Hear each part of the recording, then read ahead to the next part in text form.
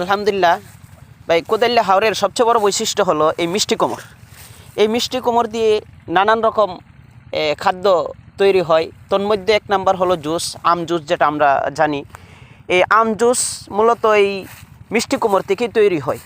আর এই আম জুস তৈরির যে মিষ্টি কুমড়টা, এটা সবচেয়ে কিশোরগঞ্জের তারাইল কোদাল্লা হাওরে সবচেয়ে বেশি হয়। এখানে মনে করেন শত শত কাটা জমি কৃষক ভাইরা এই মিষ্টি কুমড় করে রাখছে।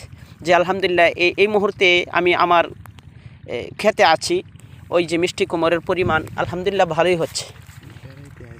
বেড়াইতে আসছি, ওই যে আমার এক দোস্তবর, সে ওই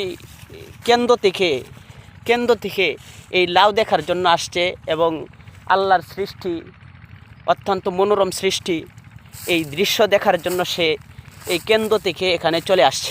আলহামদুলিল্লাহ সে আমাকে জানালো যে অত্যন্ত ভালো লাগে জায়গাটা, যে আল্লাহর সৃষ্টি এত সুন্দর হতে পারে, এটা সে কল্পনার বাহিরে। যাই হোক, আলহামদুলিল্লাহ এটাও আল্লাহর একটা দান জিনিস। ওই যে মিষ্টি কুমড়, কেমন লাগলো ভাই মিষ্টি কুমড় দেখে? রহমতুল্লাহ, তারাইল উপজেলা জাওয়ার ইউনিয়নের বেলংকা হাওরে আসলাম। আমি মাঝে মাঝে আরেকবারও আসছিলাম,